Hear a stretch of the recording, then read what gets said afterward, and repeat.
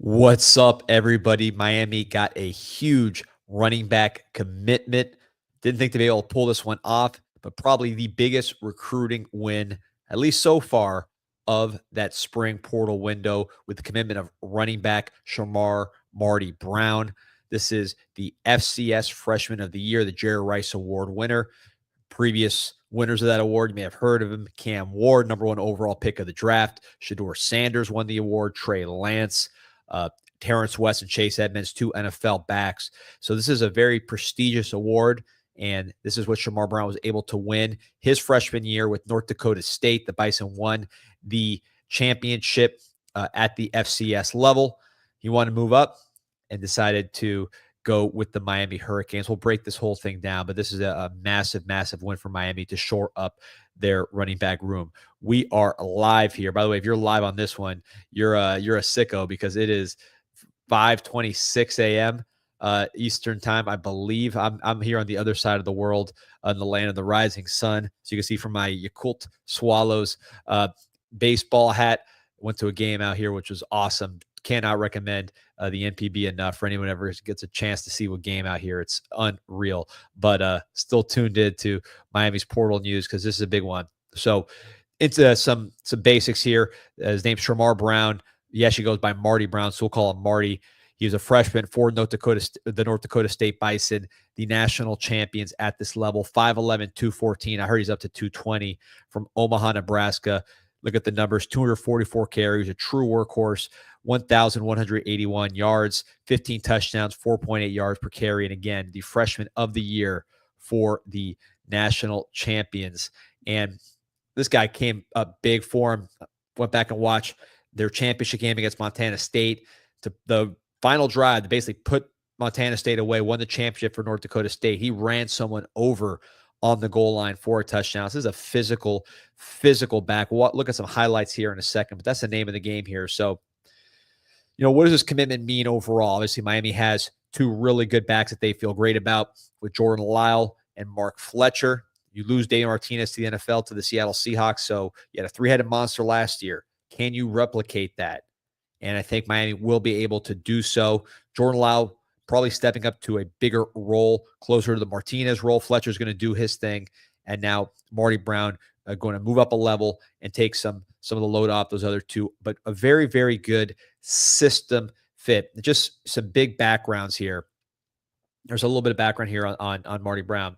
So when Miami entered into this process in the winter portal window, they weren't sure they were going to be able to land an impactful running back in the portal. They knew they needed depth, right? Because not only did you lose David Martinez, you lost Chris Johnson to SMU, you lost A.J. Allen to FIU, now at Tulsa. So you lost some depth in your backfield, and you only had so many carries to give, but you needed insurance. Mark Fletcher's had injury problems in the past. Jordan Lyle, who knows? This running back, people get hurt. So the trick of it was you knew you were going for a running back 1. Last year, Fletcher was hurt. At least at that time, you didn't know if he was going to be ready for the season. Jordan Lyle wasn't even here yet. So you knew you needed a running back 1, and you paid for it with Damian Martinez, who was the best running back available at that time. Worked out great, but it was a big investment. You knew you're not going to do that this year because you have Fletcher, you have Lyle, you have your 2 big guns there coming back, and they themselves are highly compensated. Believe me, part of this is retention. I can tell you, big-time programs across the country were throwing big money at both of those 2 backs. So putting that aside, the concern was, all right, you want to add depth, but you don't really have the starter carries necessarily to sell. So the hard part is you're not going for running back 1. You have guys. You want another guy in the rotation, but if let's say you're a good player in the portal at running back, you're probably going to a place where you're going to be the man, or at least, 1A, 1B.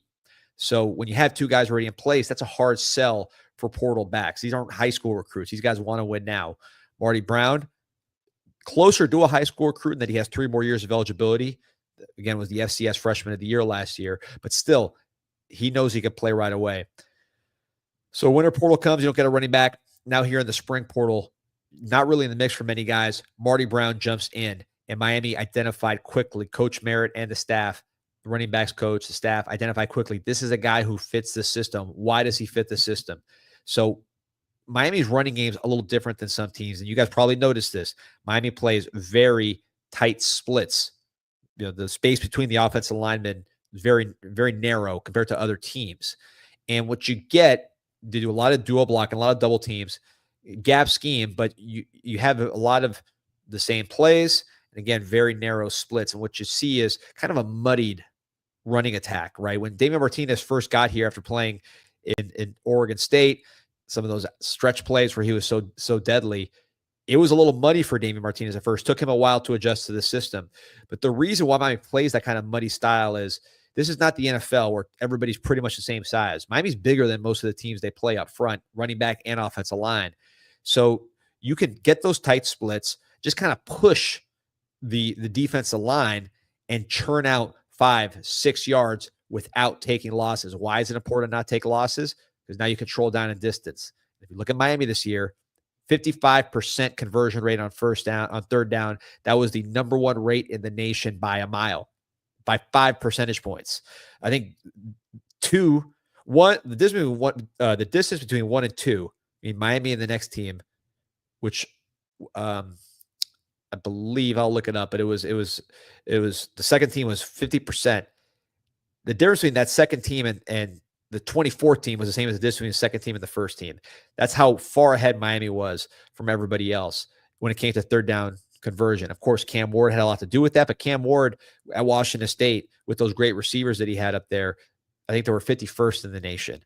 So yes, of course, the quarterback is a big reason why you're good on third down, but you got to give the quarterback a chance to have options. And you have options when you have good down and distance. Plus, if you didn't want to pass, you could just hand off, and we were great at converting those. So what does that all mean for Marty Brown?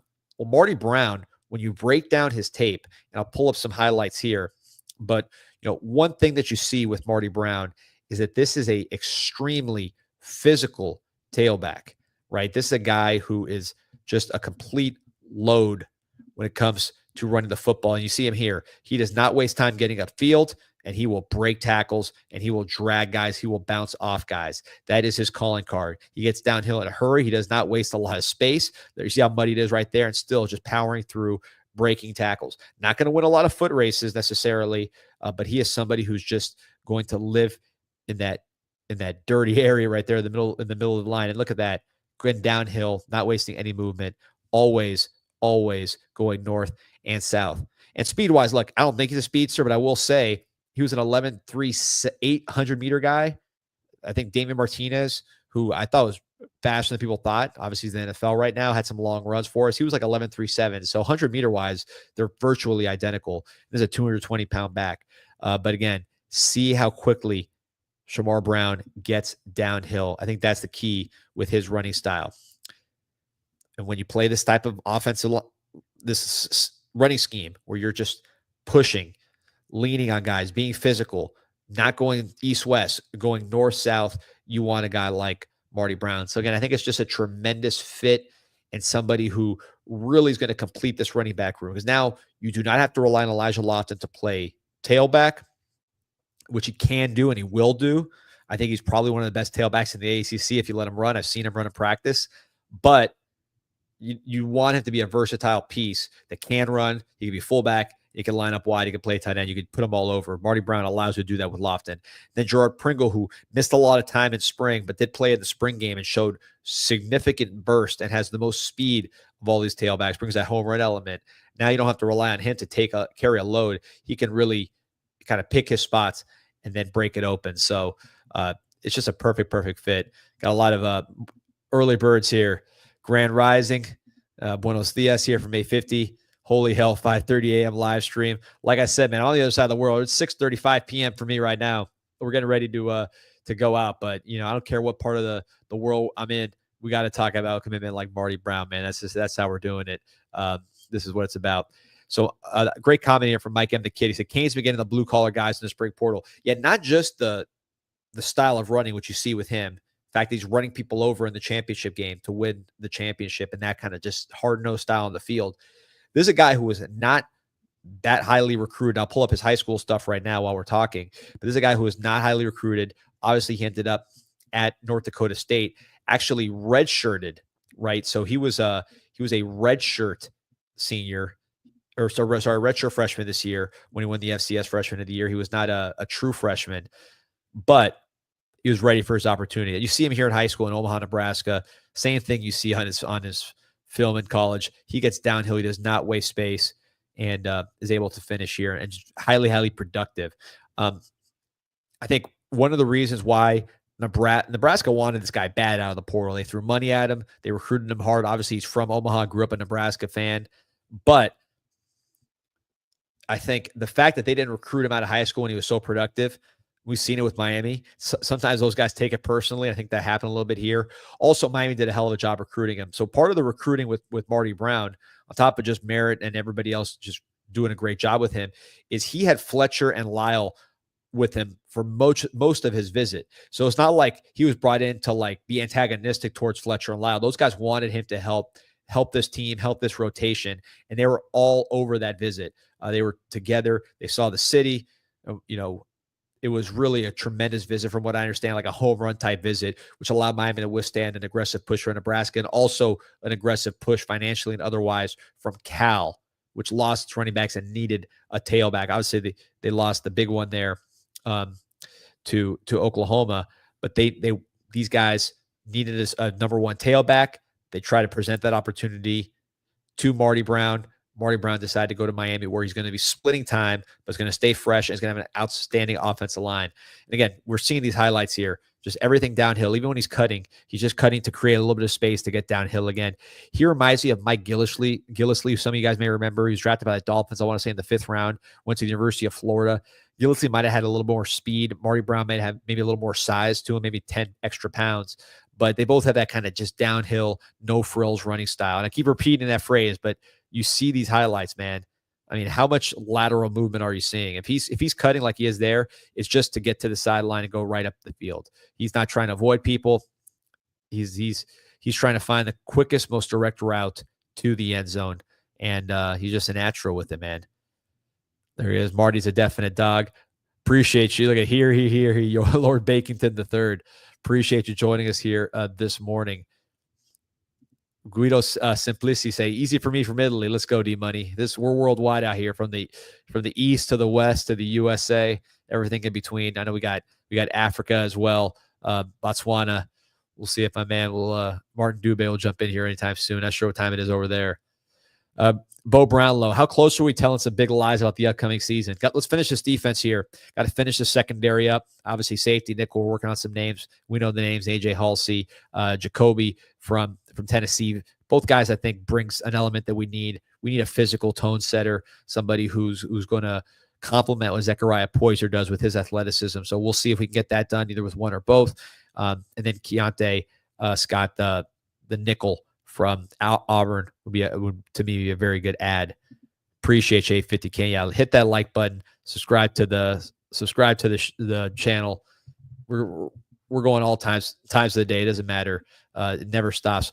I don't think I missed a show since I came here to Asia.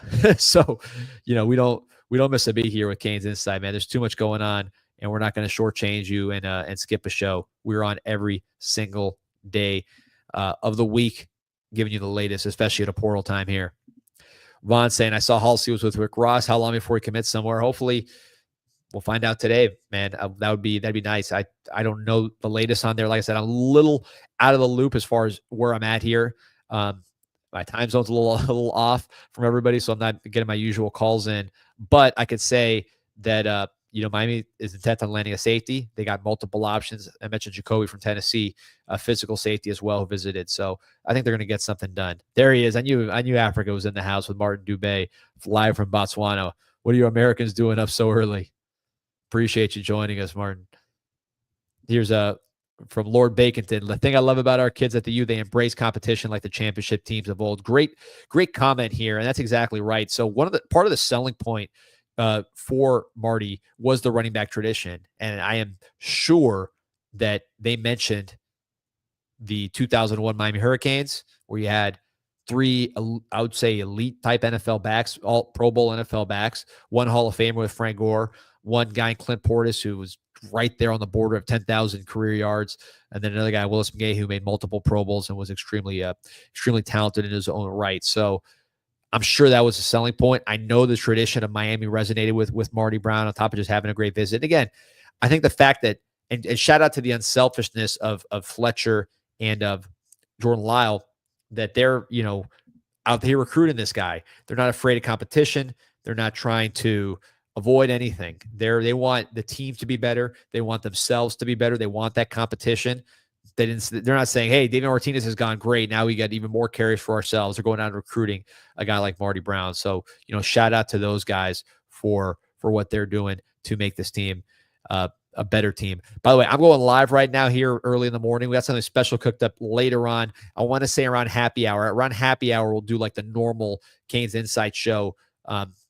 Stay tuned. Stay tuned for that one. Got to shout out my boys, Anajar and Levine Accident Attorneys. If you or someone you care about has been injured in an accident, you could be entitled to significant compensation. Dial 1-800-747-FREE, 1-800-747-3733. Take back control of your life with Anajar and Levine. 3F2 wants to know, are we done with wide receiver in the portal? I believe we are with Tony Johnson coming out the slot. Vaughn saying, I might have missed it. Where and how long are you in Asia? I'm in Tokyo right now. Actually, I did when Tony, the receiver from Cincinnati, committed. I did a podcast from Mount Fuji. I was wearing like a kimono with the mountain in the background. But we had to talk about Miami's newest slot receiver commit. So we've been here a while. This place is amazing. I mean, it's unreal. Tokyo, clean, everything runs smooth. The baseball game was one of my favorite sporting events I've been to in a while, and just overall, everything is top of the line, man. But I'll be back in Miami this weekend.